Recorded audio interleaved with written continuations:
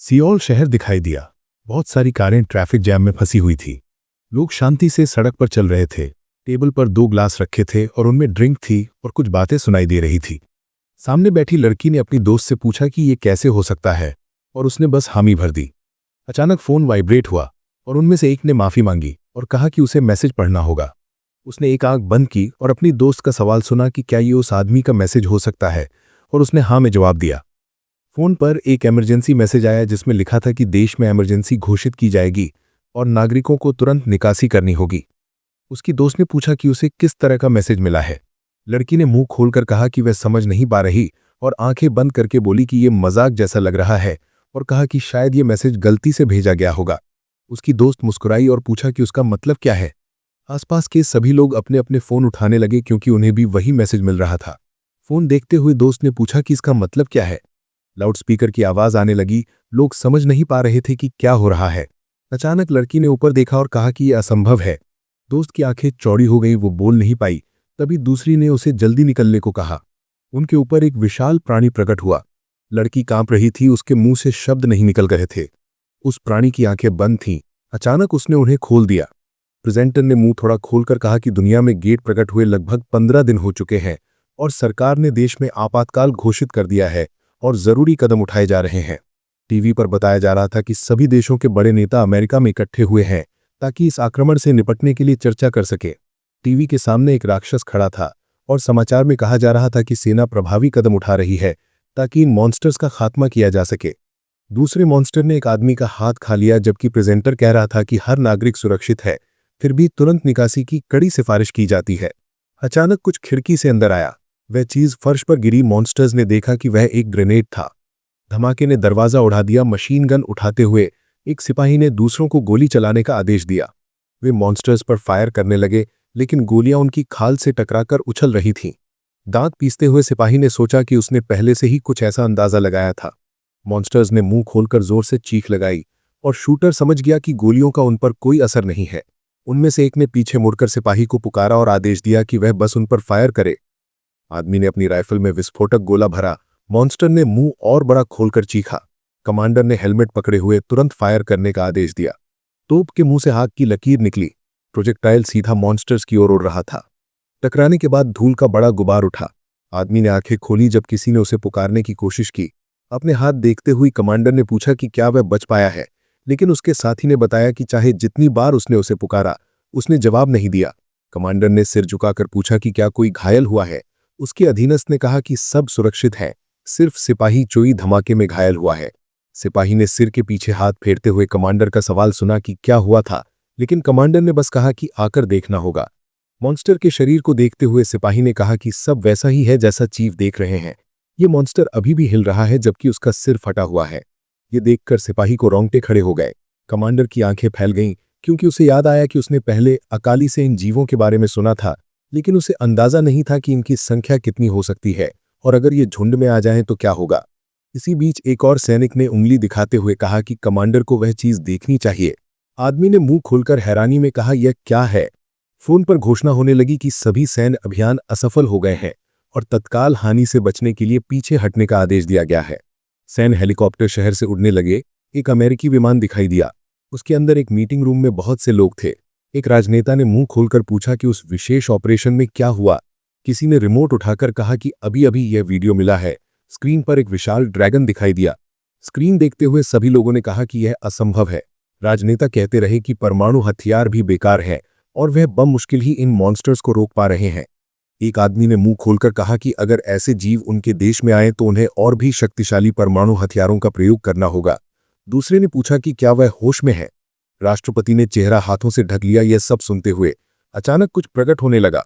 उनकी टेबल के सामने एक पोर्टल खुला। उसमें से एक आदमी बाहर आया। गार्ड्स ने बंदूकें उठाई और राष्ट्रपति से तुरंत निकासी करने को कहा, लेकिन राष्ट्रपति ने रुकने को कहा। अजनबी ने मुंह बंद किया और मुड़ते हुए कहा कि स्थिति बहुत गंभीर है। राष्ट्रपति ने मुंह खोलकर पूछा कि वह कौन है।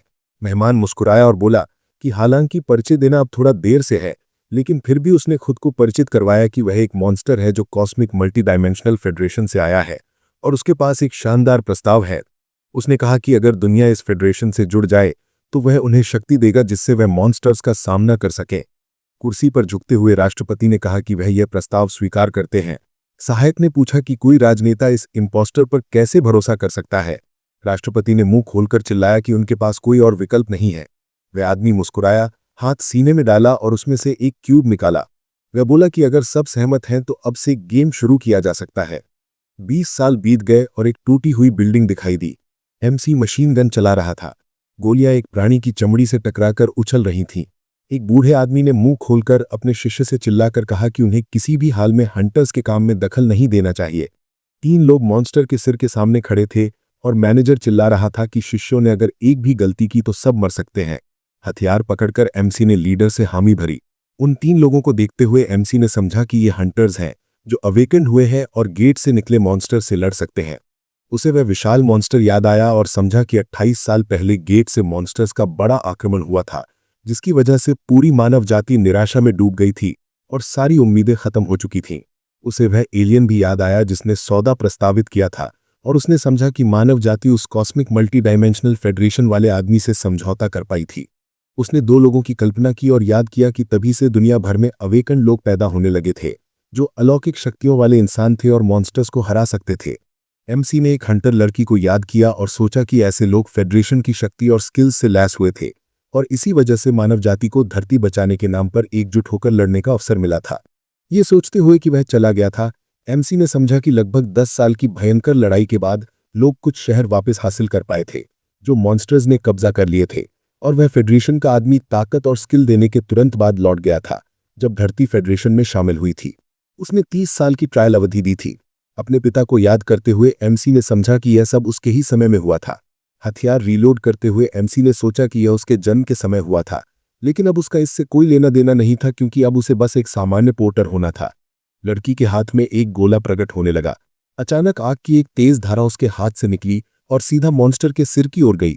एक फाइटर मॉन्स्टर की ओर दौड़ने लगा। अचानक हंटर ने छलांग लगाई। उसने ब्लेड सिर के ऊपर उठा लिया। मुंह खोलकर तलवारबाज ने एक बहुत ही शक्तिशाली हमले के बारे में चिल्लाया। अचानक उसकी आंखें सफेद हो गईं। फाइटर का शरीर बगल की ओर उड़ गया। मॉन्स्टर प्रकट होने लगा। अपना मुंह खोलकर वो जोर से दहाड़ा। शूटिंग करते हुए तीसरे हंटर ने पूछा कि क्या वे सचमुच इस मॉन्स्टर को डैमेज नहीं पहुंचा सकते, और लड़की ने हां में जवाब दिया।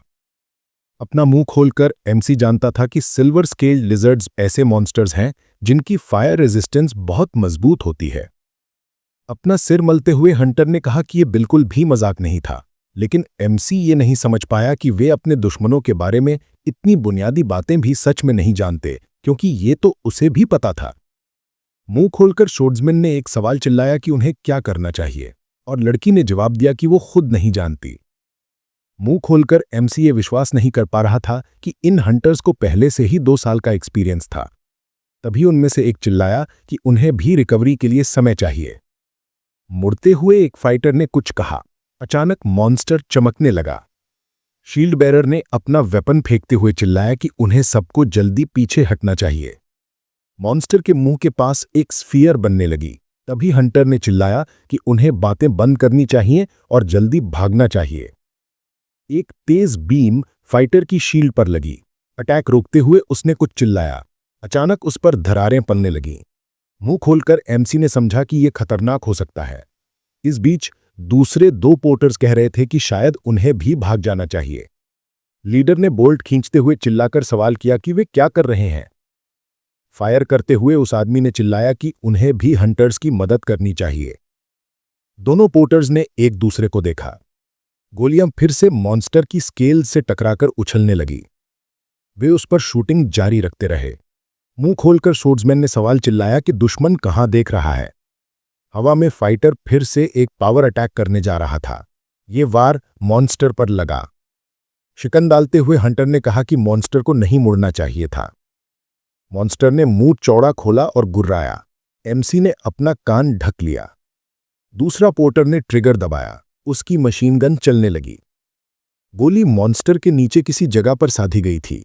वो और पास आती गई। ये गोली भी टूट गई। सोर्ड्समैन मुस्कुराया और बीस्ट को एक्शन लेने का आदेश दिया। वो कहीं देख रहा था। पोर्टर ने हंटर की बात सुनी कि क्या उसने ही अभी ये किया। मैनेजर ने आंखें चौड़ी करते हुए उनमें से एक को पुकारा।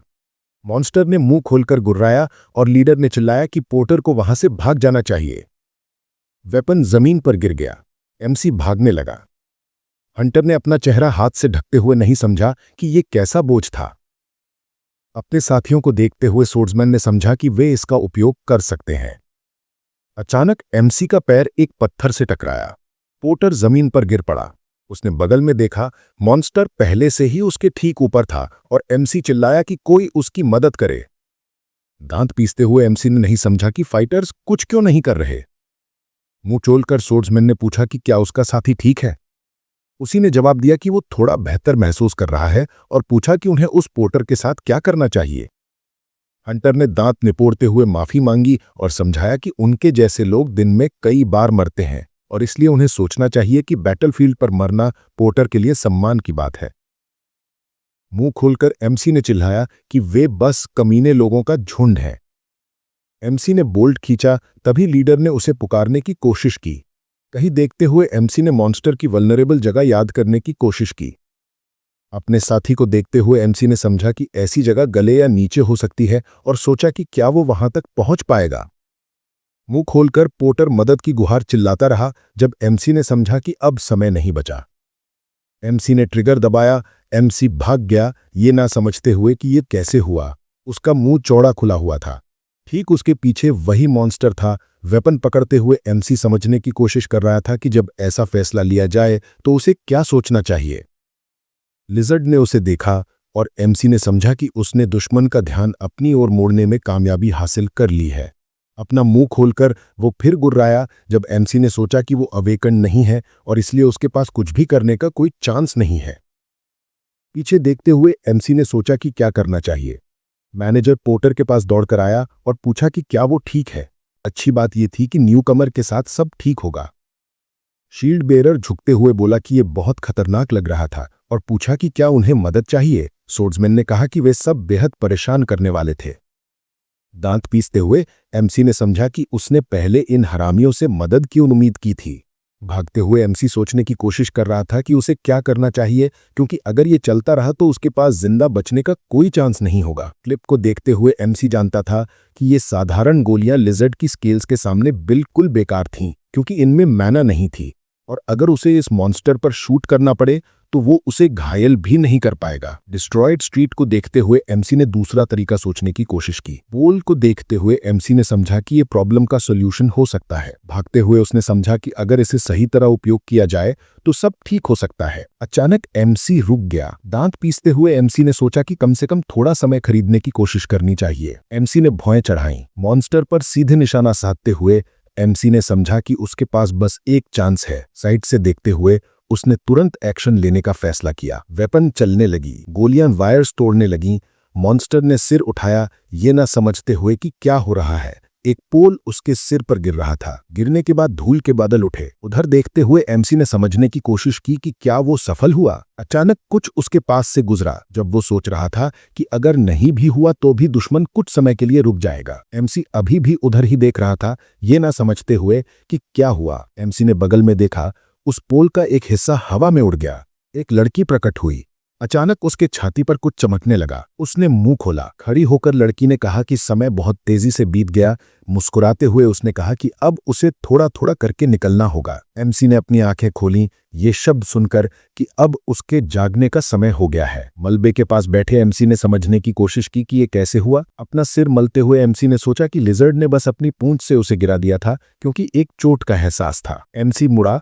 बैग्स को देखते हुए एमसी ने सोचा कि इस मैट्रेस की चीजों ने उसे अटैक ब्लॉक करने में मदद की और अचानक एक आवाज ने कहा कि वो सही था। एमसी ने खुद से पूछा कि ये क्या था। क्या सच में वो इतना शॉक में था कि उसके दिमाग में आवाजें गूंजने लगीं? लेकिन अचानक उसने सुना कि अब वो सामान्य स्थिति में है। एमसी वहीं जम गया। सिर पकड़कर एमसी चिल्लाया कि शायद वो पागल हो गया है, लेकिन आवाज ने कहा कि वो रुके और शांत हो जाए। मॉन्स्टर कहीं देख रहा था, तभी आवाज आई कि एमसी वाकई हैरान हो सकता है, लेकिन उसे ये नहीं भूलना चाहिए कि मॉन्स्टर अभी भी जिंदा है। मुंह खुला छोड़कर एमसी ने सुना कि दुश्मन ने अभी तक उसे नोटिस भी नहीं किया है और ये भी कि इस मॉन्स्टर का लेवल एमसी के लेवल से बहुत ज्यादा है। मॉन्स्टर ने दूसरी तरफ देखा। तभी आवाज आई कि सिर्फ वक्त की बात है जब ये मॉन्स्टर उसे देख लेगा और अगर उसे ऐसे दुश्मन से लड़ना पड़े तो जीतने का कोई मौका नहीं है। मुंह खुला छोड़कर एमसी ने सोचा कि ये तो पागलपन है, लेकिन इस हालात में उसने आवाज की बात सुनने का निश्चय किया और पूछा कि क्या वो ये कह रहा है कि उसे यहाँ ऐसे ही मर जाना चाहिए। तो लड़की ने कहा कि यह असंभव है, क्योंकि वो लगभग 10,000 सालों से बाहर नहीं आई थी और इस तरह मरना नहीं चाहती। एमसी खड़ा हो गया। तभी उसने सुना कि उसे विशेष स्किल्स दी जाएंगी और ये भी कि उसे उस डैगर को देखना चाहिए जिसकी स्किल अच्छी होगी। एमसी का शरीर किसी तरह की रोशनी से ढक गया। उसके सामने सिस्टम मैसेज आया पियर्सिंग ब्लेड स्किल के बारे में, जिसके जरिए कोई भी दुश्मन उसकी घातक जगह पर नाइफ मारकर तुरंत मारा जा सकता है। और आवाज ने यह भी कहा कि अब एमसी को एक टेम्पररी गिफ्ट मिलेगा। अचानक स्किल की ड्यूरेशन घटने लगी। तब आवाज ने कहा कि वक्त की कमी है और अब एमसी को एक्ट करना ही होगा। नाइफ हाथ में लेते हुए एमसी ने समझा कि उसे अंदाजा नहीं है कि ये सब काम कैसे करता है। एमसी मॉन्स्टर की तरफ दौड़ पड़ा। दौड़ते हुए एमसी आवाज से बचे हुए समय के बारे में सुनता रहा। मॉन्स्टर ने मुंह चौड़ा खोला। एमसी उसकी तरफ दौड़ रहा था, समझते हुए कि वो भी बिल्कुल उसी तरह मूव कर रहा है। अचानक उसका पैर फिसलने लगा जब आवाज बचे हुए समय की गिनती करती रही। एमसी जमीन पर सरक गया, समझते हुए कि उसे अपने एक्शंस दोहराने होंगे। दांत पीसते हुए एमसी ने सुना कि उसके पास सिर्फ 15 सेकंड बचे हैं, इसलिए उसे जल्दी से दुश्मन की कमजोर जगह पर हमला करना होगा। अचानक वो गायब हो गया। एमसी ने डैगर दोनों हाथों से पकड़ा। उसका निशाना गर्दन की जगह थी। ब्लेड मॉन्स्टर के शरीर में घुस गया और मैसेजेस आए कि पियर्सिंग ब्लेड काम कर गया और मॉन्स्टर तुरंत मर गया।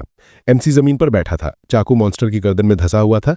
आंखें बंद करके एमसी ने कहा कि उसने क्या किया और उसे सफलतापूर्वक पहली हंट पूरी करने की आवाज सुनी। आंखें खोलते ही एमसी ने आवाज सुनी जिसने कहा कि इसे ट्रेनिंग माना जा सकता है। तब एमसी ने पूछा कि वो किस बारे में कह रहा है। कर लड़की ने कहा कि उसने अभी तक अपना परिचय नहीं दिया है। कर एमसी ने एक सर्टन कोड के बारे में सुना। कैबीज उसके सामने खड़ी होकर अपना परिचय देती है। आंख मारते हुए उसने उसके अवेकनिंग पर बधाई दी। मॉन्स्टर्स को याद करके एमसी ने समझा कि अवेकेंड वे लोग हैं जो 28 साल पहले तब प्रकट हुए थे जब भयानक मॉन्स्टर्स गेट्स के जरिए इस दुनिया में आने लगे थे, और ऐसे सभी लोगों को मैना यानी असाधारण ताकत मिली थी जो इंसानी कल्पना से परे थी। पर एमसी यकीन नहीं कर पा रहा था कि वो भी उन्हीं में से एक बन गया है। गाल थपथपाते हुए एमसी ने समझा कि यह संभव नहीं है और उसे तार्किक सोचना चाहिए। लड़की उस पर झुक गई, ये ना समझते हुए कि क्या हो रहा है। एमसी ने मॉन्स्टर की लाश की तरफ भी देखा और जो कुछ हो रहा था उसकी तार्किकता पर विचार किया। कर एमसी ने चिल्लाया कि यह पूरा हालात सामान्य समझ से बिल्कुल मेल नहीं खाता। टूटे हुए बिल्डिंग्स के खंडार दिख रहे थे। कर मैनेजर ने चिल्लाकर पूछा कि क्या हैनल ठीक है। मॉन्स्टर की लाश देखकर आदमी ने कुछ पूछना चाहा। सिर के पीछे हाथ रगड़ते हुए एमसी ने समझा कि किसी भी हालत में ये सब सचमुच हो रहा है। अचानक किसी ने उसे धक्का दिया और हटने को कहा। मॉन्स्टर के ऊपर खड़ा स्वॉर्ड्समैन पूछ रहा था कि क्या एक साधारण पोर्टर ने ये मॉन्स्टर मार डाला। चाकू को देखते हुए हंटर समझ नहीं पा रहा था कि उसने इतनी मामूली हथियार से उसे कैसे हरा दिया। लड़की ने पूछा कि क्या पोर्टर ने ही इस मॉन्स्टर को खत्म किया, क्योंकि इन्होंने इसे शुरू में पकड़ा था, और उसके साथी ने कहा कि ये काफी लॉजिकल है। स्वॉर्ड्समैन ने पूछा कि क्या वो भी यही सोचता है। एमसी कहीं देख रहा था जब हंटर ने उसे बुलाया। उसे देखते हुए फाइटर ने पूछा कि क्या उसकी कोई शिकायत है। मुस्कुराते हुए एमसी ने कहा कि ऐसा कुछ नहीं है। ग्रिनिंग करते हुए उसने उसकी तारीफ की। दांत पीसते हुए एमसी ने समझा कि वो पूरी तरह मूर्ख था जो इनसे मदद की उम्मीद कर रहा था। भौं से कोड़ते हुए एमसी ने समझा कि इन्होंने शुरुआत से ही उसे चारे यानी बाइट के रूप में इस्तेमाल किया। दांत पीसते हुए एमसी ने समझा कि उसे जान पर दांव लगाकर अकेले ही अटैक करना पड़ा, और पोर्टर्स के साथ वो यही करते हैं। किसी ने उसके कंधे पर हाथ रखा और पुकारा। मैनेजर उसे देखते हुए बोला कि वो उसे समझता है, क्योंकि ये हंटर्स ऐसा बर्ताव पहले दिन से कर रहे थे। एमसी ने सिर झुका लिया जब आदमी ने पूछा कि उसके साथ क्या हुआ। एमसी ने समझाया कि उसे बस तेज पेट दर्द हुआ था, और यह भी समझ गया कि कैबीज को उसके अलावा कोई नहीं देख सकता। मॉन्स्टर की जबान जमीन पर पड़ी थी जब एक हंटर ने कहा कि यह पोर्टर बिल्कुल साधारण नहीं है, क्योंकि उसने एक बार में इस लिजर्ड को हरा दिया। कमर पर हाथ रखते हुए लीडर ने कहा कि अब तो उसे समझ नहीं आ रहा कि क्या एमसी वाकई अवेकन बन जाएगा। उसने जवाब दिया कि ऐसा होना तो असंभव है। एमसी एक तरफ नजर डाले और सोच रहा था। लड़की मुस्कुराई जब एमसी ने समझा कि शायद वो पहले ही बन चुका है। रेडियो उठाकर आदमी ने आदेश दिया कि यहाँ एक गाड़ी लाई जाए। एमसी ने सोचा कि अगर वो अभी ये सब बताएगा तो अच्छा नहीं होगा, इसलिए इसे फिलहाल राज ही रखना बेहतर है। ट्रक उनके पास आ गया। उसका बॉडी दिखा, वो तुरंत खुल गया। एमसी ने एक डिब्बा उठाया। दूसरा डिब्बा देते हुए मैनेजर ने कहा कि अब सबको काम पर लग जाना चाहिए। एमसी ने उसे जमीन पर रखा। तो लड़की ने पूछा कि इस डिब्बे में क्या है। एमसी ने जवाब दिया कि एग्जीक्यूशनर का इक्विपमेंट है। अंदर चेनसॉ के पार्ट्स थे, और एमसी ने समझाया कि इसी चीज से वो मॉन्स्टर का मटेरियल काटते हैं जिसे बाद में ट्रांसपोर्ट किया जाता है। कैबीज ने पूछा कि क्या वो सच में ऐसे काम करते हैं। ग्लव्स पहनते हुए एमसी ने हाँ में जवाब दिया और कहा कि यही तो पोर्टर्स का सामान्य काम है, और इसी वजह से हंटर्स उन्हें साथ रखते हैं। टूल हाथ में लेते हुए उसने ये भी कहा कि यह सब उस पैसे के लिए किया जाता है जो मॉन्स्टर के मटेरियल से मिल सकता है। 100 उठाते हुए एमसी ने कहा कि अब उसके काम शुरू करने का वक्त है। हाथों में पकड़कर एमसी ने नोट किया कि उनमें 2 लेन है, और उसने सुझाया कि मॉन्स्टर को 2 हिस्सों में काटा जाए ताकि मैनेजर सिर से शुरू करे। मैनेजर ने उसकी बात मान ली। लड़की देख रही थी कि क्या हो रहा है। अचानक उसने अपने मुंह पर हाथ रख लिया। मैनेजर चीखा तो एमसी खड़ा हो गया। भागते हुए एमसी ने पूछा कि वहां क्या हुआ। जमीन पर टूटी भी 100 पड़ी थी, और आदमी ने कहा कि यह पूरी तरह टूट गई है। मास्क हटाते हुए एमसी ने नोट किया कि अब उसे कड़ा काम करना होगा। मैनेजर ने उससे सहमति जताई। नया पोर्टर पास ही बैठा था और एमसी ने पूछा कि उनके पास इक्विपमेंट है। लीडर ने नामे जवाब दिया। लड़की पोल के पास खड़ी थी जब एमसी ने कहा कि ऐसे में वो मुख्य काम करेगा और मैनेजर बस आखिर में पूरा करेगा। खून के छींटे फिर हवा में उठे। ट्रक का बेड पहले ही बंद हो चुका था। एमसी जमीन पर बैठा था। अचानक उसके सामने एक मैसेज आया। उसे देखते हुए एमसी ने पढ़ा कि लिजर्ड मॉन्स्टर पूरी तरह हरा दिया गया और उसका रैंक ए था। एक और मैसेज था एग्जीक्यूशनर की स्किल को रैंक एफ असाइन करने का। एमसी समझ नहीं पाया कि इसका क्या मतलब है। फेंस दिख रहा था और एक आवाज आई कि आज सबने काफी मेहनत की। फोन पर नोटिफिकेशन आया फंड ट्रांसफर का जब लीडर ने कहा कि सभी के अकाउंट में $500,000 डेली सैलरी क्रेडिट होनी चाहिए। 3 हंटर्स जा रहे थे जब किसी ने कहा कि आज वो तय समय से पहले ही खत्म कर चुके हैं और बाकी लोग भी घर जाकर आराम कर सकते हैं। एमसी ने सोचा कि शायद वो बहुत डर गए थे इसलिए पहले ही निकल गए। स्क्रीन देखते हुए एमसी ने समझा कि कोई उसे अतिरिक्त $50,000 देने वाला नहीं था। पूरे 8 घंटे के काम के लिए जो उसके लिए अच्छा होता। आदमी ने उसे गले लगाकर पूछा कि वो ऐसे फोन पर क्यों देख रहा है। फोन पर $500,000 भेजने का नोटिफिकेशन था और मैनेजर ने पूछा कि क्या आज की सारी कमाई चली गई। आंखें बंद करके आदमी ने पूछा कि क्या वो सचमुच 4 साल से अपने पिता के हॉस्पिटल के कर्ज भर रहा है। एमसी ने हाँ में जवाब दिया। आंखें खोलकर हेड ने बाकी परिवार के बारे में पूछा क्योंकि वो वाकई मदद नहीं करते। एमसी ने कहा कि जब वो छोटा था उसकी माँ उसकी बड़ी बहन को लेकर घर छोड़ गई थी और तब से उसके पास सिर्फ उसका पिता ही था। आदमी ने माफी मांगी। फोन हाथ में पकड़े एमसी ने कहा कि सब ठीक है क्योंकि वो अपने बीमार बिस्तर पर पड़े पिता के बारे में ज्यादा चिंतित है। मैनेजर ने कहा कि वो जानता है कि एमसी वाकई बहुत अच्छा इंसान है। एमसी ने मैनेजर से कहा कि बस अब और नहीं। आदमी ने उसे कहा कि वो उसे ऐसे मत बुलाए और उसका नाम लेकर बुलाए और ये भी जोड़ा कि उसने सुना है कि एमसी की खुद की कोई कार नहीं है और उससे कहा कि जल्दी से बैठ जाए। कार वहां से चली गई और उसमें से ये वर्ड सुनाए गए कि वे जल्द ही फिर मिलेंगे। जब एमसी सोच रहा था कि ये इंसान बहुत अच्छा है लेकिन थोड़ा ज्यादा क्लिंगी है। फोन देखते हुए एमसी ने सोचा कि अच्छा हुआ ये खत्म हो गया क्योंकि उसके पास अभी भी फैक्ट्री में अपनी पार्ट टाइम जॉब शुरू होने से पहले थोड़ा समय था और उसने ये भी सोचा कि वो कुछ भूल गया है। एमसी चिल्लाया कि उसने कैबीज को वहीं छोड़ दिया और गर्ल ने पूछा कि क्या एमसी उसे जानता है। एमसी जमीन पर गिर पड़ा और चीखा। एमसी ने पूछा कि वो इतनी देर तक कहाँ थी और वो यहाँ कैसे पहुंच गई। गर्ल ने सिर झुकाते हुए कहा कि उसे लग सकता है कि वो एमसी का ही एक हिस्सा है। जमीन पर पड़े एमसी ने कहा कि उसे बुरा एहसास हो रहा है। गर्ल ने कहा कि वो अंकल कुछ अजीब थे और उसकी माँ ने उसे वहां न देखने को कहा था। एक वुडन गजीबो की छत दिखाई दी। सिर झुकाते हुए हाइनो ने बोलना शुरू किया। एमसी ने पूछा कि क्या कैबीज का मतलब यह है कि अब वो उसे अकेला नहीं छोड़ेगी क्योंकि वो अवेकन बन चुका है, जिस पर उसने आंखें बंद करके कहा कि ये सच है। बौं घाते हुए गर्ल ने समझाया कि दूसरे शब्दों में वह उसकी असिस्टेंट की तरह काम कर रही है। एमसी ने चिंता से भौं सिकोड़ ली। कंपेनियन ने पूछा कि क्या उसे किसी बात से परेशानी है, जिस पर उसने मुंह चौड़ा खोलते हुए कहा कि बिल्कुल भी नहीं। एमसी ने नजरें फेर ली और नोट किया कि वो अचानक कहीं से प्रकट हो गई थी और वह लगभग बेहोशी हो गया था और इसके अलावा उसे बिल्कुल अंदाजा नहीं था कि जब लोग उसे अकेले बात करते हुए देखते थे तो ये कितना ऑकवर्ड लगता था। हाथ पांव फैलाकर एमसी ने गुस्से से पूछा कि क्या ये एंटिटी कम से कम समझ सकती है कि वो कैसा महसूस कर रहा है। पलकों को झुकाते हुए असिस्टेंट ने पूछा कि क्या ये सब उसकी गलती थी, जिस पर उसने उस आदमी के बारे में सोचा जो उसका पीछा कर रहा था। होठ काटते हुए एमसी ने मन ही मन अपनी पर्सनल और एक खुशहाल समय से अलविदा कह दिया। कैबीज ने एमसी को पुकारा। हाथ जोड़ते हुए गर्ल ने पूछा कि उसने हैप्पी टाइम से क्या मतलब निकाला, जिस पर वह उसके सवाल के बारे में सोचने लगा। एमसी ने अपनी हथेलियां सामने रखते हुए कहा कि वो बस क्यूरियोसिटी से पूछ रहा था और फिर पूछा कि क्या वह उसका माइंड पढ़ सकती है, जिस पर जवाब मिला कि हाँ।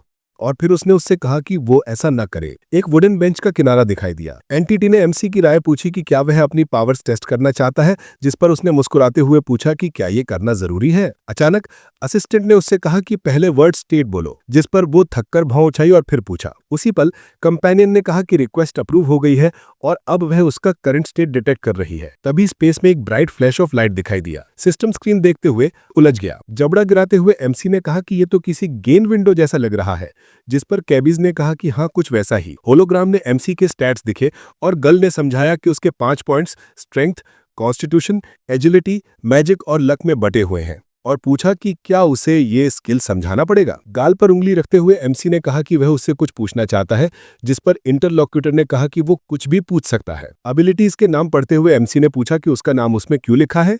स्मग करते हुए असिस्टेंट ने कहा कि उसे खुद नहीं पता। हाथ उठाते हुए एंटिटी ने कहा कि स्किल जैसी है वैसी ही है, लेकिन शायद ये इसलिए है क्योंकि वह स्पेशल है। जेब में हाथ डालते हुए एमसी ने पूछा कि क्या वह सच में ऐसा सोचती है, जिस पर उसने गंभीर होकर कहा कि हाँ। आंखें बंद करते हुए कैबीज ने पूछा कि क्या उसे कभी गेम के स्टेटस विंडो और उस हंट के बीच कोई कनेक्शन महसूस हुआ है। एमसी ने होठ नीचे करते हुए मन ही मन कहा कि शायद गर्ल सही है।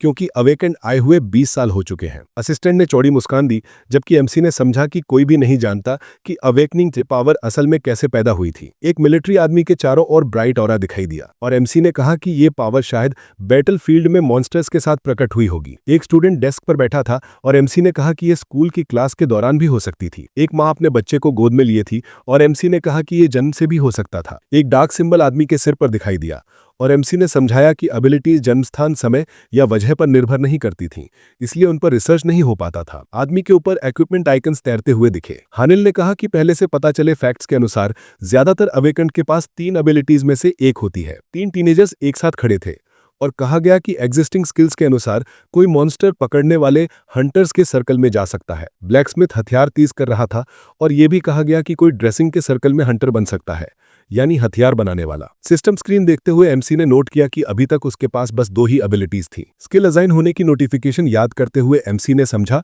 कि एग्जीक्यूशनर की एबिलिटी अवेकनिंग के बाद आई थी। हुए एमसी ने कैबीज को पुकारा। गर्ल मुस्कुराई और एमसी ने पूछा कि क्या वह यूनिक हंटर है। आंखें सिकोड़ते हुए एंटिटी ने कहा कि उसका इंटरलॉक्यूटर बहुत जल्दी सब समझ जाता है। चिंता में भाव उठाते हुए एमसी हंसा और सोचा कि क्या सच में वह यूनिक हंटर है। एक ब्लैक क्लोक में लिपटी गर्ल की सिल्हूएट सोचते हुए एमसी ने मन ही मन कहा कि हमारे देश में यूनिक हंटर्स को फॉर्मिडेबल रेस कहा जाता है और वे अपने काम के सच्चे मास्टर्स होते हैं, जिनमें से एक का नाम हियन है। सिस्टम स्क्रीन देखते हुए एमसी ने पूछा कि इसका मतलब यह है कि जो भी स्किल्स अभी उसके पास हैं, जैसे कैबीज की डिफेंस, ये सब उसकी वजह से है। हाथ जोड़ते हुए गर्ल ने कहा कि यह सच है, जिस पर उसने पूछा कि ये कैसे हुआ। आंखें सिकोड़ते हुए एंटिटी ने कहा कि वैसे सिंपल वर्ड्स में समझाएगी। 2 लोग दिखाई दिए और असिस्टेंट ने समझाया कि दूसरे अवेकेंड जब अपनी पावर्स मैनिफेस्ट करते हैं तो उन्हें पूरा घर मिलता है, लेकिन उसे बस ब्रिक्स मिली। एमसी दीवार में ईंटें लगाता हुआ दिखा। एक बड़ा बिल्डिंग उसके सामने दिखाई दिया और कंपेनियन ने समझाया कि उसके एक्शंस पर डिपेंड करता है कि ये ब्रिक्स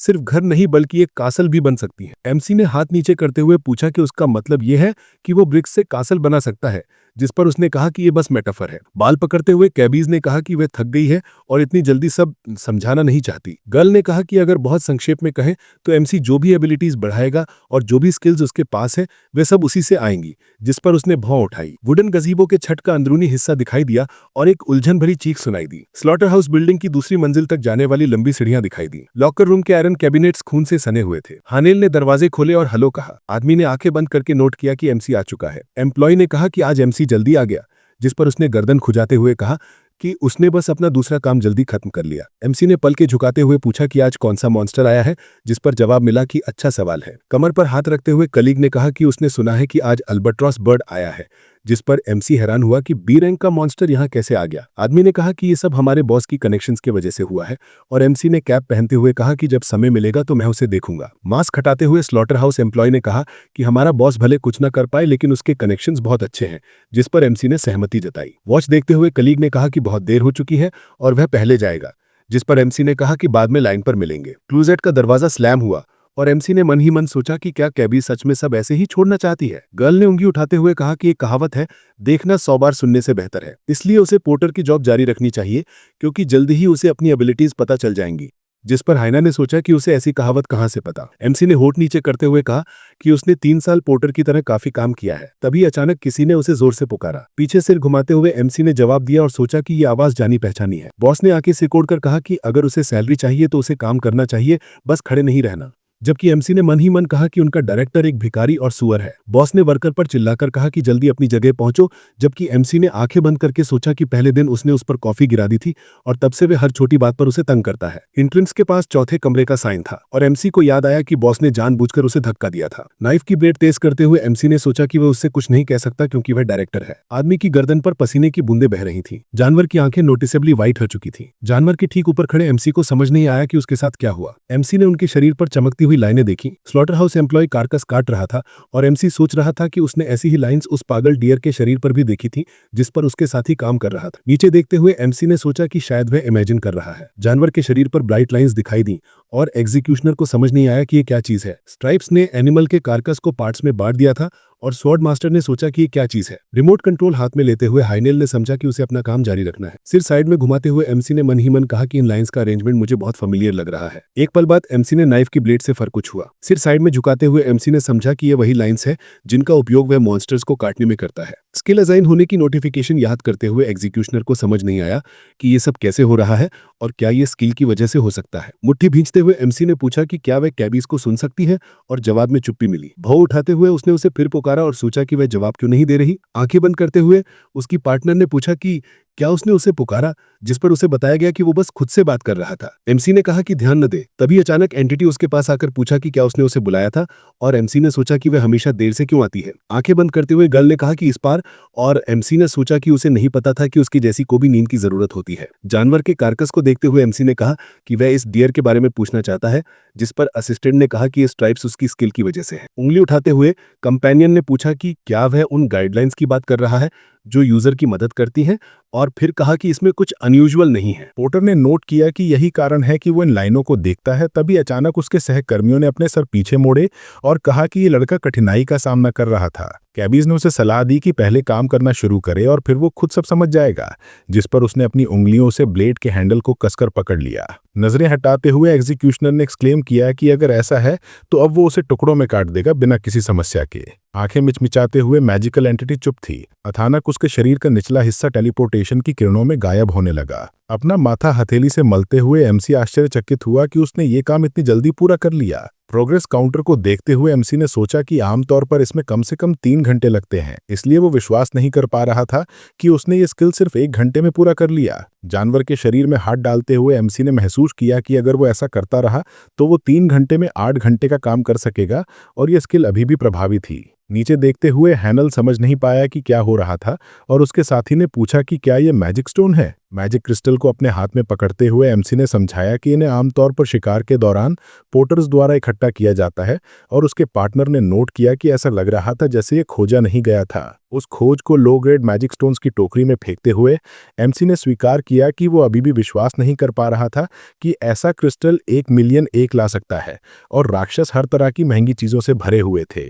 जानवर के शरीर पर झुकते हुए पोर्टर ने मन ही मन कहा कि उसे महसूस हो रहा था कि उसका चाकू और बेहतर काट रहा है। अचानक उसके सामने एक सिस्टम स्क्रीन दिखाई दी और कैबीज ने घोषणा की कि किसी विशेष क्रिया को दोहराने से उसे 100 डार्ट की समझ मिली है, इसलिए उसने उसे संबंधित स्किल सौंपा। नोटिफिकेशन को देखते हुए एमसी ने सोचा कि उसने ऐसा ही सोचा था। अपने हाथ नीचे करते हुए एमसी ने नोट किया कि अभी भी अप्रत्याशित था कि उसे ऐसा स्किल मिला।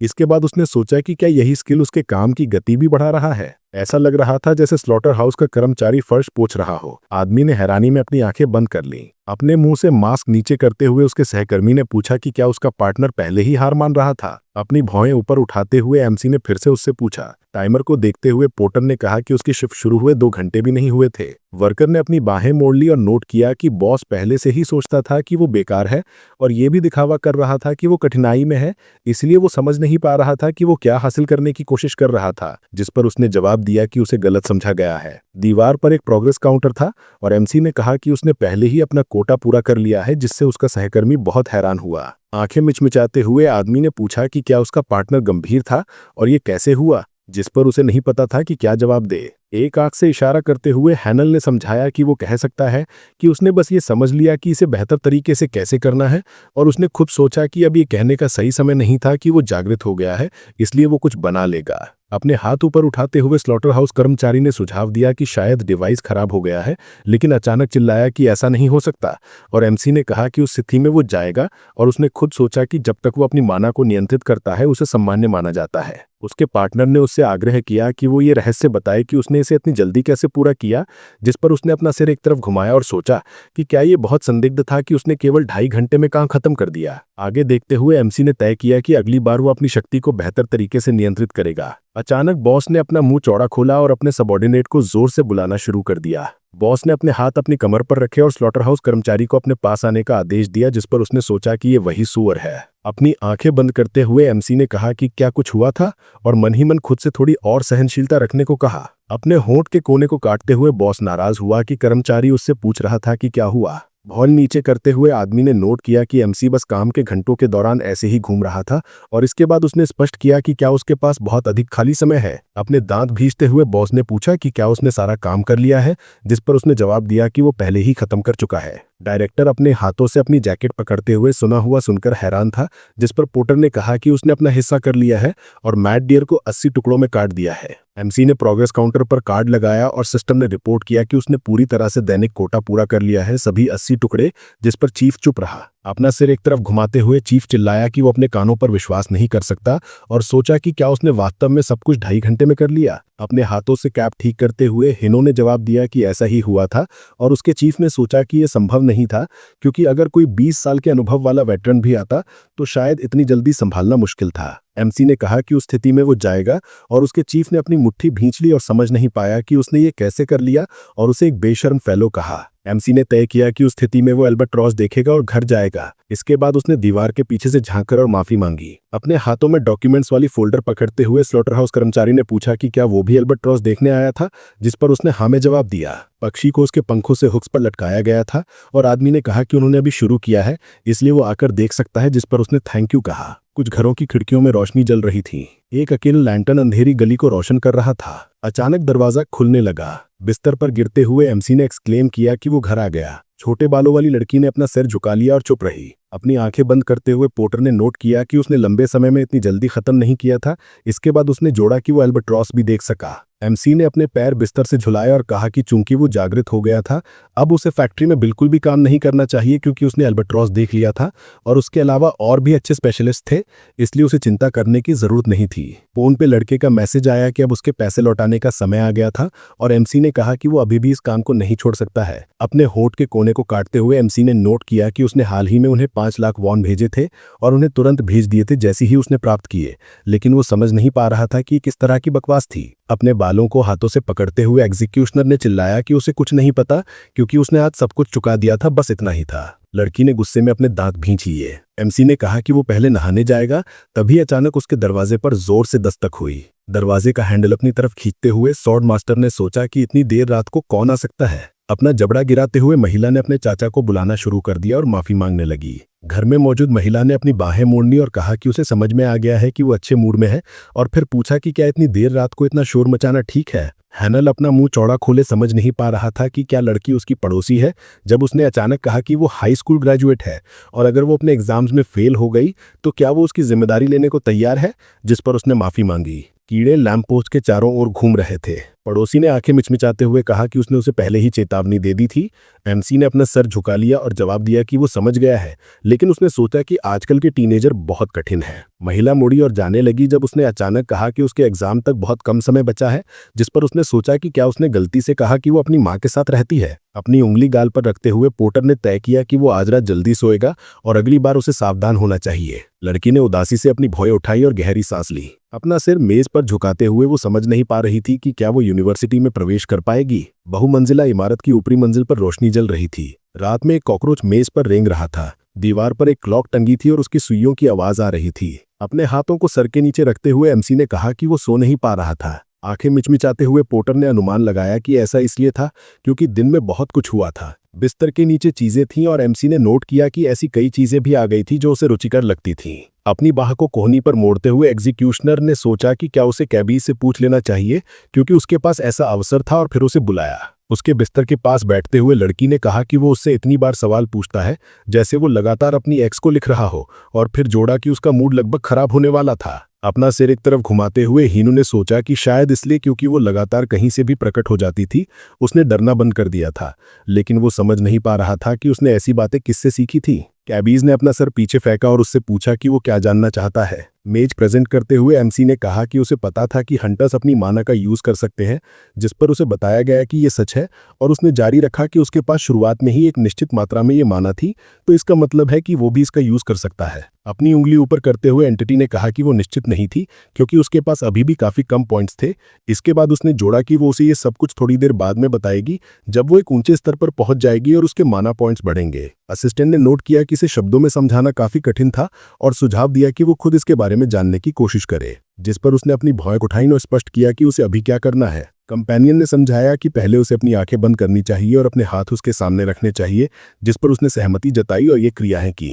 अपना मुंह खोलते हुए कैबी ने कहा कि उसकी माना का प्रकार उसकी आध्यात्मिक शक्ति पर निर्भर करता है, इसलिए अगर वो वास्तव में चाहता है और ध्यान केंद्रित करता है तो वो इसका यूज कर सकता है, लड़की के कपड़ों पर बना सिंबल तेजी से चमकने लगा और उसने कहा कि अगला कदम यह है कि उसे आध्यात्मिक दुनिया पर ध्यान केंद्रित करना चाहिए और कल्पना करनी चाहिए कि वो एक पेड़ का तना है। अपना सिर उठाते हुए हैनल ने उससे फिर पूछा, जिस पर उसने एक्सप्लेन किया कि बिल्कुल वही। मैजिक पार्टिकल्स ऊपर की ओर दौड़ी और एंटिटी ने कहा कि अगला कदम यह है कि उसे कल्पना करनी चाहिए कि जड़ों से पोषक तत्व ऊपर की ओर दौड़ रहे हैं। एक आंख खोलकर एमसी ये समझ नहीं पा रहा था कि असिस्टेंट ये कहना गंभीर था या नहीं। अचानक उसकी हथेलियों के सामने एक चमकता हुआ गोला दिखाई दिया। अपनी भौएं उठाते हुए कंपेनियन ने नोट किया कि अपेक्षा से छोटा था। एक नोटिफिकेशन दिखाई दिया कि स्किल फॉर्मेशन सफल रहा और कैबीज ने कहा कि किसी विशेष क्रिया को दोहराने से उसे माना के उपयोग की समझ मिली है। इसीलिए उसने उसे संबंधित स्किल सौंपा, जिससे वो बहुत चौंक गया।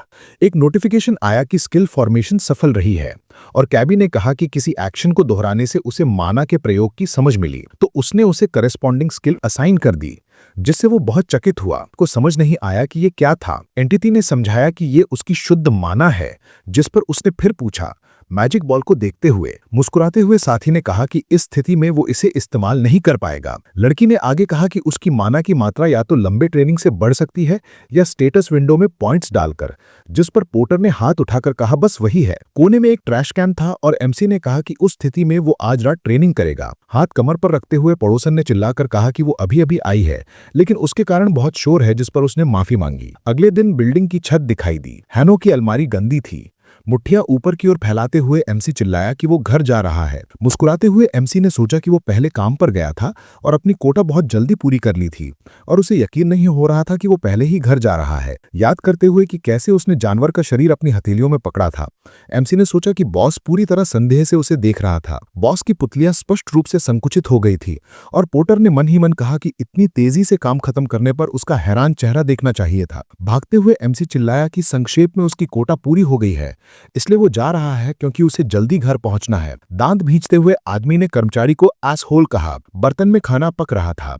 एमसी ने चूल्हे पर टेम्परेचर कंट्रोल नॉब घुमाया। मेज पर बैठा हुआ एग्जीक्यूशनर ने कहा कि उसे कम से कम प्लांट की कैंटीन में तो जाना ही चाहिए था। उंगलियों में चॉपस्टिक्स पकड़े हुए हैनो ने कहा कि उसके पास पिकल्ड कोरियन कैबेज तक नहीं था। चूल्हे के नीचे एक वॉशिंग मशीन थी और एमसी ने सोचा कि शायद वो घर बहुत जल्दी लौट आया। तभी उसने सोचा कि मालिकिन चूल्हे को कब ठीक करेगी, क्योंकि अगर वो बर्नर से रामेन गर्म करेगी तो वो ज्यादा दिन जिंदा नहीं रहेगी। फोन स्क्रीन पर बेसबॉल गेम चल रहा था और एमसी ने कहा कि इसमें कुछ नहीं किया जा सकता। खिलाड़ी ने हाथ पीछे खींचा और कमेंटेटर ने कहा कि गेंद फेंकने वाला खिलाड़ी गॉन आउट था और चाहे जैसे देखो उसका पिचिंग स्टाइल हॉट था। भौएं उठाते हुए पोर्टर ने सोचा कि अगर किसी को ऐसी चीज लगे तो बहुत दर्द होगा। नूडल्स चबाते हुए एमसी ने अपनी सोच रोक दी। ऊपर देखते हुए एग्जीक्यूशनर ने पूछा कि उसका असिस्टेंट वहां है या नहीं, जिस पर उसने हाँ कहा और पूछा कि कुछ हुआ क्या। कार्ट्रिजेस ब्राइट एनर्जी से घिरे थे और एमसी ने कहा कि उसे पता था कि हंटर्स अपने हथियारों और गन पाउडर में माना डाल सकते हैं, लेकिन वो समझ नहीं पाया कि ये संभव था या नहीं। आंखें सिकोड़ते हुए साथी ने कहा कि ये सच है, हालांकि इतना ज्यादा नहीं,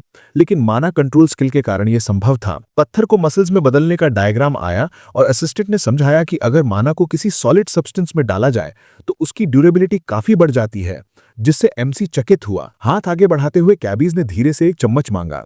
एमसी ने खाली सॉसपैन चूल्हे पर रखा और कहा कि वो थोड़ी सैर पर जाएगा। अंधेरे में कुछ खिड़कियों से रोशनी दिखाई दे रही थी। किनारे पर एक छोटा वुडन बेंच था। कीड़े लैंटर्न के पास उड़ रहे थे। हाथ गर्म करते हुए पोर्टर ने सोचा कि ये काफी है। उठाते हुए एंटिटी ने पूछा कि वो आधी रात को यहाँ क्या करने वाला है, जिस पर उसने जवाब दिया कि उसे खुद नहीं पता। टिन कैन ने रोशनी परावर्तित की और एमसी ने कहा कि उसने स्कूल के दिनों में थोड़ा बेसबॉल खेला था। एग्जीक्यूशनर के हाथ में पत्थर जगमगाया और उसने कहा कि उसने बेशक वो शौक छोड़ दिया था। फेंकने की तैयारी करते हुए एमसी ने घुटना उठाया। उसी सेकंड प्रोजेक्टाइल आगे फेंका। बोल्डर सीधा टिन कैन की ओर गया। एक पल बाद पत्थर उसके पास पहुंचा। टक्कर से किनारे में छेद हो गया। हायनाल हाथ नीचे करके खड़ा था। चौड़ी मुस्कान लिए एमसी ने कहा कि उसके पास अभी भी ताकत है। ऐसा लगा जैसे एक और कैन का ऊपर का हिस्सा उड़ गया। एक पल बाद एमसी ने एक और कंटेनर तोड़ा। होल से पोर्टर की परछाई दिख रही थी। आगे झुकते हुए एमसी ने गहरी सांस छोड़ी। भौहें नीचे करते हुए कैबीज ने सुझाव दिया कि वो थोड़ा आराम करे, जिस पर उसने कहा कि अभी बहुत जल्दी है। टन ने मुंह चौड़ा करके कहा कि वो और कर सकता है और उसकी असिस्टेंट ने कहा कि वो बिना रुके 1 घंटे से माना का उपयोग करके फेंक रहा है। एमसी ने अपनी उंगलियों से कैन पकड़ा और एंटिटी ने समझाया कि अगर वो इस सब में हद से ज्यादा करेगा तो बुरे परिणाम हो सकते हैं। पत्थर को हाथ में पकड़ते हुए एमसी चुप रहा। हाथ ऊपर उठाते हुए एमसी ने कहा कि उसे और थोड़ा करना होगा। माना से घिरा प्रोजेक्टाइल सीधा लक्ष्य की ओर गया। उसी सेकंड कैन टुकड़ों में फट गया। होंठ सिकोड़ते हुए लड़की चिल्लाई कि उसके वार और ताकतवर हो गए हैं और ये असंभव है। पोर्टर ने सिस्टम स्क्रीन देखा और उसे बताया गया कि किसी एक्शन को दोहराने से उसे माना के प्रयोग की समझ मिली तो उसे करस्पॉन्डिंग स्किल दी गई। होलोग्राम पर नोटिफिकेशन आया कि क्रशिंग ब्लो एबिलिटी फॉर्मेशन सफल रही है, जिस पर एमसी ने कहा कि उसे ऐसा ही लगा था। ठुड्डी पर उंगलियां रखते हुए एग्जीक्यूशनर ने पूछा कि हंटर ने उसी समय यही एबिलिटी प्रयोग की थी क्या, और फिर अपनी असिस्टेंट से विस्तार से समझाने को कहा, जिस पर उसने सहमति दी। एंटिटी ने कहा कि उसका रिक्वेस्ट अप्रूव हो गया है, इसलिए स्किल की जानकारी दिखा रही है। तभी स्क्रीन पर मैसेज आया कि इसका इफेक्ट शारीरिक शरीर में माना को केंद्रित करके शक्तिशाली वार करना है। सिर को तिरछा करते हुए कैबिज ने पूछा कि क्या उससे समझ आया कि ये एबिलिटी कैसे मिली, जिस पर उसने कहा कि ऐसा ही लग रहा है। उंगली ऊपर उठाते हुए हाइनल ने समझाया कि अब तक उसकी सारी स्किल्स या तो खास शर्तों पर मिली या बार बार एक ही एक्शन करने से, इसलिए उसने सोचा कि अगर बिना रुके अभ्यास किया जाए तो क्या होगा। और उसकी असिस्टेंट ने कहा कि शायद वो बस लकी था। पत्थर हाथ में कसकर पकड़ते हुए एमसी ने कहा कि वो अब नई एबिलिटी पाकर क्या करेगा। तभी अचानक किसी ने जोर से पुकारा। बोल्डर जमीन पर गिर गया और पोर्टर ने देखा कि उसके पास ताकत नहीं बची और सब तैर रहा था। लैंटर्न के पास कीड़े उड़ रहे थे। एमसी ने आंखें सिकोड़ लीं। लड़की ने हथेलियों पर सिर रखकर कहा कि वो जाग गया है। मुंह खोलकर घबराए हुए एमसी ने सोचा कि क्या हुआ। भौएं उठाते हुए साथी ने समझाया कि इसे लॉस ऑफ कॉन्शियसनेस कहते हैं। लॉस ऑफ कॉन्शियसनेस और ये माना के अत्यधिक प्रयोग के बाद होने वाला साइड इफेक्ट है। भौएं चढ़ाकर असिस्टेंट ने चिल्लाकर कहा कि इसी वजह से उसने उसे आराम करने को कहा था, जिस पर उसने माफी मांगी। फोन स्क्रीन पर समय देखते हुए एमसी ने कहा कि वो 1 घंटे से बाहर था। वुडन गजीबो की छत दिखी। सुझाव दिया कि उस स्थिति में वे यहीं खत्म करें और घर जाएं, और कैबिज ने कहा कि चाहे जैसे देखो ये अच्छा निर्णय है। आदमी अंधेरे में ऊंची सीढ़ी चढ़ रहा था। आंखें बंद करके एमसी ने कहा कि वो आज पूरे दिन कांप रहा था। दीवार पर कागजी नोटिस और विज्ञापन थे और एमसी ने सोचा कि उसे अजीब लग रहा है। पोर्टर ने होंठ दबाए और सोचा कि ये बस हेल्यूसिनेशंस हो सकता है। आगे देखते हुए एमसी ने सोचा कि ये आवाज क्या है। आदमी के चेहरे पर पसीने की बूंदें बह रही थीं। जबड़ा गिराते हुए आदमी ने कहा कि उसे चुप रहना होगा और कुछ करना होगा। हथियार पकड़ते हुए अजनबी ने कहा कि ये गुस्सा दिला रहा है। बदमाश ने होंठ नीचे किए और लड़की को सलाह दी कि अगर वो मरना नहीं चाहती तो चुप रहे, जबकि दूसरा उसकी तारीफ करते हुए बोला कि वो वही रहे। आगे झुकते हुए गुंडे ने उसे कई बार चुप रहने को कहा। दीवार के पीछे छिपते हुए हाइनो ने सोचा कि वो हमेशा ऐसी परिस्थितियों से बचता था। ठुड्डी नीचे करते हुए एमसी ने तय किया कि पुलिस को बुलाना ही बेहतर होगा। भौहें चढ़ाते हुए पोर्टर ने सोचा कि पहले उसे देखना चाहिए कि वहां क्या हो रहा है, जबकि खलनायक लड़की के हाथ बांधना चाहते थे। लोग उसकी ओर पीठ करके खड़े थे। एमसी की पड़ोसन ने आंखें बंद कर ली, जबकि वे सोच रहे थे कि उसके साथ क्या करेंगे, और एमसी ने पहचाना कि वो एक हाई स्कूल लड़की है जिसे वो जानता है। मुंह पर हाथ रखते हुए सोचा था कि अब वो क्या करे, क्योंकि अगर सोचा जाए तो वो उसकी पड़ोसन थी। मुट्ठियां भींचते हुए एमसी ने तय किया कि उसे कोई परवाह नहीं। गेंद की तरह सिकुड़ी हुई लड़की मन ही मन मदद की भीख मांग रही थी, जबकि बदमाश ने कहा कि आखिरकार वो चुप हो गई। गुंडे ने कहा कि अब उन्हें उसे कार में डालना होगा, और लड़की की आंखों से आंसू बह रहे थे जो अपनी मां को देखना चाहती थी। अचानक आदमी की पुतलियां स्पष्ट रूप से संकुचित हो गईं। उसी सेकंड पत्थर उसके सिर से टकराया। खलनायक जमीन पर गिर पड़ा और उसका साथी समझ नहीं पाया कि क्या हो रहा है, जो कि एमसी ने समझ लिया कि वो अपनी ताकत से निपटने में सफल हो गया है। भौहें चढ़ाते हुए एमसी चिल्लाया कि उन्हें अभी उसे छोड़ना होगा, और फिर उसने सोचा कि क्यों लगा कि बेवकूफ अस्थायी रूप से बेहोश हो गया है। आंखें से कोड़ते हुए दाढ़ी वाले आदमी ने कहा कि एमसी बहुत बहादुर है, और एमसी ने देखा कि उसके पास चाकू है। ब्लेड सामने रखते हुए बदमाश ने उसे यहां से निकलने को कहा, जिस पर एमसी ने सोचा कि उसका यही मतलब है। चेन को मुट्ठी में कसते हुए एमसी ने सोचा कि क्या वो कर सकता है। दांत भींचते हुए बैंडिट जोर से चिल्लाने लगा। एक पल बाद हेनल ने आदमी पर धातु की कड़ियों से हमला किया। दांत भींचते हुए एमसी ने तय किया कि अब समय है हथियार में मैना चैनल करने का। उसी सेकंड मोटी चेन ने गुंडे का हाथ घेर लिया। दाढ़ी वाले आदमी ने उसे धक्का देने की कोशिश की और जोर से चिल्लाया। चाकू खलनायक के हाथ से उड़ गया और एमसी ने सोचा कि यह बढ़िया है। पैर फैलाते हुए पोर्टर को याद आया कि उसने यह मूव इंटरनेट पर देखा था, लेकिन उसने नहीं सोचा था कि वो इसे हकीकत में इतनी आसानी से दोहरा पाएगा। भौहें चढ़ाते हुए एमसी ने सोचा कि क्या अवेकनिंग से शारीरिक शक्ति भी बढ़ती है। मुट्ठी घुमाते हुए बैंडिट चिल्लाया कि यह कमीना मारेगा, जिस पर एमसी ने सोचा कि अगर वो सही है तो क्या होगा। चेन को कसकर पकड़ा। उसकी पुतलियां साफ तौर पर सिकुड़ी। एमसी ने अपनी मुट्ठी प्रतिद्वंदी के गाल पर मारी और उसे क्रशिंग ब्लो दिया। एक पल बाद बदमाश पीछे उड़ गया और लोग चिल्लाए कि वो मर जाए। दाढ़ी वाले आदमी ने मुंह चौड़ा किया और जोर से चिल्लाने लगा। दांत भींचते हुए एमसी ने सोचा कि सब कुछ जैसा होना चाहिए था वैसा हुआ।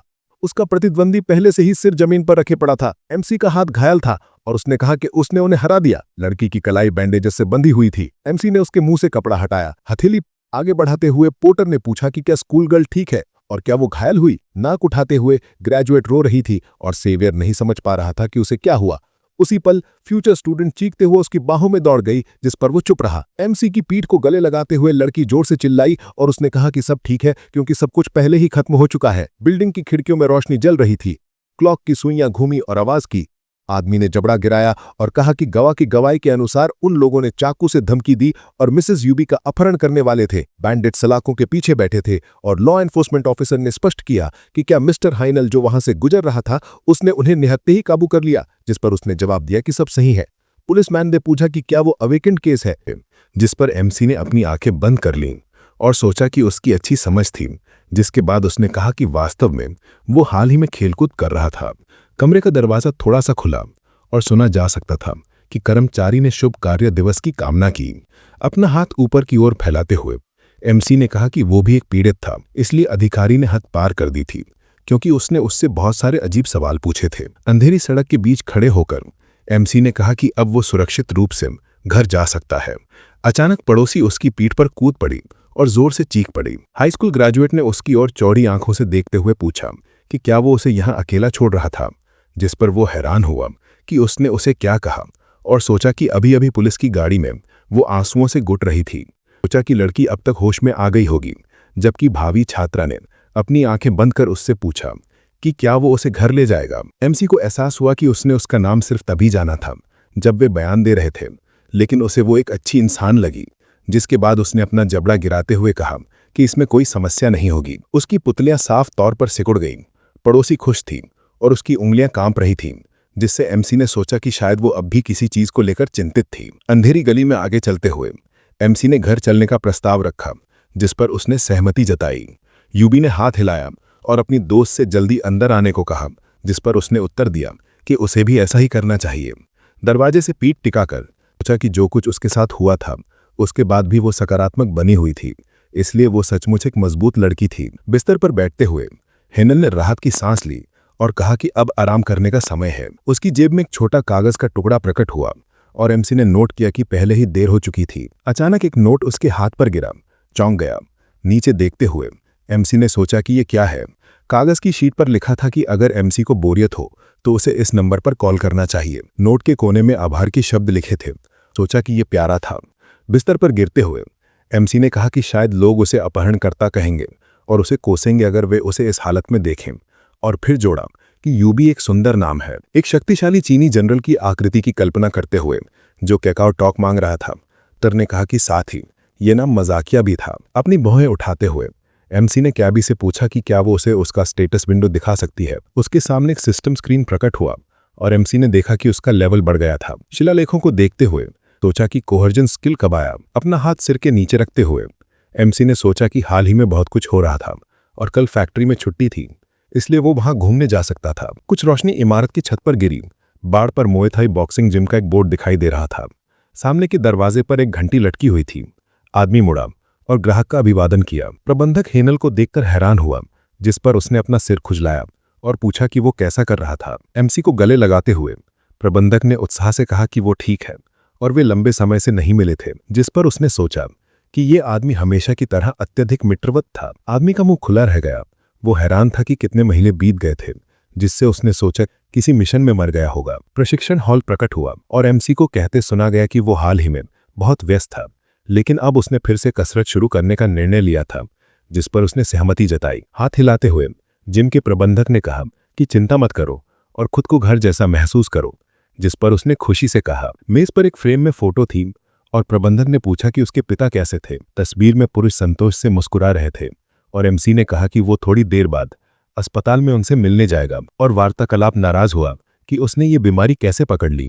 प्रबंधक ने कहा कि उस स्थिति में उससे नमस्ते कहना जिस्कुराया और कहा कि वो निश्चित तौर पर करेगा। मुड़ते हुए प्रशासक ने पुकारा कि वो पहले से ही दौड़ रहा था और एमसी ने सोचा कि आखिरकार वो एक अच्छा व्यक्ति था। रस्सी कूदने के हैंडल प्रकट हुए और एमसी ने नोट किया कि वो लोगों को जिम मुफ्त में इस्तेमाल करने दे रहा था, और फिर याद किया कि उसने उसे बचपन में बेसबॉल खेलना सिखाया था। भौहें उठाते हुए एमसी ने तय किया कि जाने से पहले उसे जिम साफ करने में मदद करनी होगी। एक पल बाकीदार ने रस्सी कूदना शुरू कर दिया। घुटने मोड़ते हुए एमसी ने गहरी सांस ली। उसके चेहरे पर पसीने की बूंदें बह रही थीं। अचानक उसके सामने एक नोटिफिकेशन आया कि इम्प्रूव्ड फिजिकल स्ट्रेंथ स्किल का निर्माण सफलतापूर्वक पूरा हो गया था, जिससे एमसी खुश हुआ। थकान से मुंह खोलते हुए कहा कि किसी हद तक उसने ये सब उम्मीद की थी, लेकिन आश्चर्यजनक रूप से उसने केवल 2.5 घंटे खर्च किए। डॉक्टर ने अपने हाथ ऊपर की ओर फैलाते हुए कहा कि अब वो कुछ सफाई कर सकता है। सियोल नेशनल यूनिवर्सिटी हॉस्पिटल की इमारत प्रकट हुई। एक छोटे स्क्रीन पर यह स्पष्ट था कि लिफ्ट 6ठी मंजिल पर रुक गई थी। नर्स चौड़ी आंखों से आश्चर्य से बोली। लड़की ने एमसी का अभिवादन किया, जिस पर उसने अपनी जेब में हाथ डाले उत्तर दिया। आंखें बंद करके पूछा कि आज उसके पिता कैसे हैं। नर्स ने दस्तावेज आगे बढ़ाते हुए कहा कि दुर्भाग्य से अभी कुछ कहना मुश्किल है, और फिर उससे कागज पर हस्ताक्षर करने को कहा, जिस पर उसने कहा कि उसने ऐसा ही सोचा था। अपनी उंगलियों में पेन पकड़ते हुए हेनल ने कहा कि वो अब भी बहुत खुश था कि उसके पिता का ख्याल रखा जा रहा था और वे उसकी चिंता करते थे। शीट्स वापस देते हुए एमसी ने कहा कि सभी अन्य डॉक्टर्स ने उसके पिता का इलाज करने से मना कर दिया था, लेकिन उसने नहीं, जिस पर उसने इतनी गर्मजोशी से शब्दों के लिए धन्यवाद दिया। हाथ बगल में रखते हुए नर्स ने उसे वहां जाने को कहा, जिस पर उसने सहमति जताई। आंखें बंद करके माफी मांगी और कहा कि वो जल्दी से अपने फोन पर मैसेज चेक कर लेगा, जिस पर लड़की ने उत्तर दिया कि चिंता की कोई बात नहीं है। स्क्रीन पर एक वार्तालाप दिखाई दिया जिसमें खलनायक ने अपने पैसे वापस मांगे, जिस पर एमसी ने सोचा कि वो कमीना था क्योंकि वो पहले ही उसे पैसे भेज चुका था। नर्स मुस्कुराई और पूछा कि क्या कुछ हुआ है, जिस पर एमसी ने चीखते हुए कहा कि सब कुछ ठीक है। दीवार पर एक बोर्ड पर सूचना थी कि ये इंटेंसिव केयर यूनिट की बिल्डिंग बी का कमरा 603 है।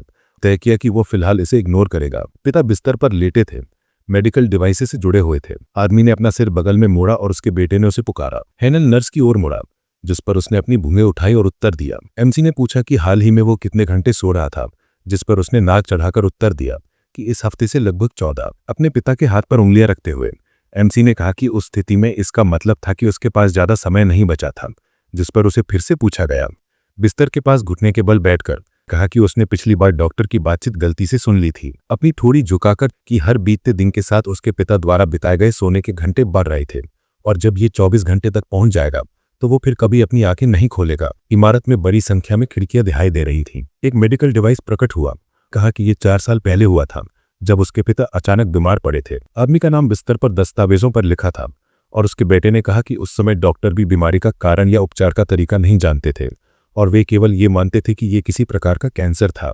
चुंगसमले आंखें बंद किए हुए और एमसी ने कहा कि उन्होंने पिछले 4 सालों तक एंटी कैंसर और क्लिनिकल ट्रीटमेंट्स की कोशिश की, लेकिन जो कुछ भी उन्होंने किया वो केवल अस्थायी रूप से उसकी सेहत को और बिगड़ने से रोकना था। नीचे देखते हुए हेनल ने कहा कि उसके पिता ने आंखें खोलना शुरू कर दिया था, लेकिन अब वो हर बार ज्यादा सोने लगा था। खड़े होकर एमसी ने कहा कि वो जाएगा, जिससे नर्स आश्चर्यचकित हुई। मुंह उठाकर लड़की बुदबुदाई कि ये पहली बार था जब वो लंबे समय बाद अपने पिता से मिलने आया था, तो उसे उनके साथ थोड़ा और समय बिताना चाहिए, क्योंकि उसे आए अभी 10 मिनट भी नहीं हुए थे, जिस पर उसने नकारात्मक उत्तर दिया। आदमी का सिर तकिए पर पड़ा था और उसके बेटे ने कहा कि इसके विपरीत उसे लगा कि अगर उसे पता होता कि वो ऐसे समय पर आया है तो वो कहता कि वो केवल अनावश्यक परेशानी पैदा कर रहा है। आंखें बंद करके कि वैसे भी उसकी उपस्थिति पास में उसे ठीक नहीं कर सकती थी। दरवाजे के पास जाते हुए एमसी ने कहा कि वो जाएगा, जिस पर मेडिकल वर्कर चुप रही। नर्स ने दस्तावेजों वाली फोल्डर हाथ में ली और उससे सवाल पूछना शुरू कर दिया। बोर्ड पर नोटिस लगे थे और नर्स ने पूछा कि क्या वो मैजिक से उपचार की विधि के बारे में जानता था, जिस पर उसने उससे फिर से पूछा। अखबार में डॉक्टरों के बारे में एक लेख था और वार्तालाप ने समझाया कि अब ये मेडिकल सर्किल्स में मरीजों का इलाज करने का एक नया तरीका है और इस तरीके का इस्तेमाल अवेकन वंस हीलिंग से गिफ्ट से करते हैं। नाक उठाकर लड़की ने कहा कि वित्तीय दृष्टि से ये समस्या वाली बात होगी। तभी अचानक हेनल ने उसकी चिंता के लिए धन्यवाद दिया। अपनी जेब में हाथ डालकर एमसी ने कहा कि वो खुद अपने पिता का इलाज करने का तरीका खोज लेगा, कि वैसे भी वो उसे अनावश्यक परेशानी नहीं देना चाहता था, क्योंकि वो पहले ही 4 साल से उसके पिता की देखभाल कर रही थी, जिस पर उसने दुखी होकर अपना जबड़ा गिरा दिया और उसे पुकारा। मुस्कुराकर एमसी ने कहा कि चिंता मत करो, फिर जोड़ा कि सब कुछ ठीक हो जाएगा। अपने नर्स से ठीक वैसा ही कहा था। अपने बालों को हाथों में पकड़ते हुए एमसी ने सोचा कि आखिर उसने ऐसे कहने के लिए उसे किसने प्रेरित किया, और अगर डॉक्टर भी नहीं जानते थे तो वो उसे ठीक करने का तरीका कैसे खोजेगा। एक पल बाद शांत हो गया और कुर्सी पर बैठ गया। कंप्यूटर चालू करते हुए एमसी ने तय किया कि पहले उसे वो तरीका खोजना चाहिए जिसके बारे में नर्स ने मैजिक का बताया था। थोड़ी देर रुककर एमसी ने भौएं उठाई और सोचा कि ये फिर से चालू क्यों नहीं हो रहा था। सिस्टम यूनिट को अपने पैर से मारते हुए एमसी ने चिल्लाया कि ये काम नहीं कर रहा था। मॉनिटर पर लोडिंग प्रक्रिया दिखाई दी और एमसी ने देखा कि ये चालू हो गया था। एमसी ने कर्सर को एक लिंक पर ले गया जिसमें मैजिक से असाधारण उपचार के बारे में लिखा था, अपना हाथ मुट्ठी में भींचते हुए कि ये तरीका अवेकन वंस हीलिंग की क्षमता से यूज कर सकते हैं। एमसी ने कैबिस को पुकारा, तभी वो उसके पीछे प्रकट हुई और पूछा कि क्या उसे बुलाया गया था। एमसी ने पूछा कि क्या वो स्किल सीख सकता है जो लोगों की बीमारियों को ठीक करती है, तो इकाई ने अपना सिर झुकाया और कहा कि वो नहीं जानती। असिस्टेंट ने सुझाव दिया कि अगर इस स्किल की समझ शर्तों को पूरा करती है तो सब कुछ हो जाएगा। जिसके बाद उसने आगे झुककर पूछा कि ये छोटी चीज यहाँ क्या है, जबकि एमसी नहीं समझा कि ये सच था या नहीं। तिलचट्टे ने अपना सिर उठाया और साथी ने कहा कि चाहे जैसे देखा जाए, भले ही उसके पास इस आवश्यकता की पर्याप्त समझ और साथी ने कहा कि चाहे जैसे भी देखा जाए, भले ही उसके पास इस क्षमता की पर्याप्त समझ हो और उसे मिल जाए, फिर भी इसका उपयोग करने के लिए उसका लेवल उसकी मौजूदा स्थिति से अधिक होना चाहिए। अचानक उसके चेहरे के सामने कीड़े ने अपने पंख फैला दिए, अपनी ठुड्डी पर मुट्ठी रखते हुए कहा कि उसने उसे समझ लिया। सर्च बार में पैराडाइज ऑफ पोर्टर्स टाइप करते हुए एमसी ने नोट किया कि इस स्थिति में पहले उसे अपना लेवल बढ़ाना होगा कि उम्मीद के मुताबिक इस हफ्ते सभी पोर्टर की पोजीशंस पहले से ही ली जा चुकी थीं। और फिर सोचा कि ऐसा कैसे हुआ कि एक भी पोजीशन नहीं थी, जबकि कैबीज जूता हाथ में लेकर कीड़े के पीछे दौड़ रही थी। फोन की ओर हाथ बढ़ाते हुए एमसी ने सुझाव दिया कि वो उसे कॉल कर सकता है। तिलचट्टा मेज के नीचे रेंग गया। तभी एमसी ने वार्तालापकर्ता का अभिवादन किया और पूछा कि क्या वो अभी बात कर सकता है। टाइसू से पूछा कि क्या इस हफ्ते पोर्टर्स के लिए कोई और काम था, और फिर चिल्लाकर कहा कि वो कल दोपहर से पहले आ सकता है, जबकि इकाई की आंखें तारों की तरह चमक रही थीं। कीड़े ने अपनी मूछें ऊपर उठाईं और एमसी ने जोर से बड़े भाई को धन्यवाद दिया। अगर आपको ये मनवा पसंद आया हो तो लाइक जरूर करें, और हाँ, डंजन रीसेट मनवा भी कंटिन्यू करेंगे, बस उसकी वीडियो थोड़ी देर से आएगी। अगर आपको ये वीडियो पसंद आया हो तो लाइक जरूर करें और चैनल को सब्सक्राइब करना बिल्कुल मत भूलिए, ताकि आपको अगली वीडियो की नोटिफिकेशन सबसे पहले मिले। तो मिलते हैं आपसे नेक्स्ट वीडियो में, तब तक के लिए धन्यवाद।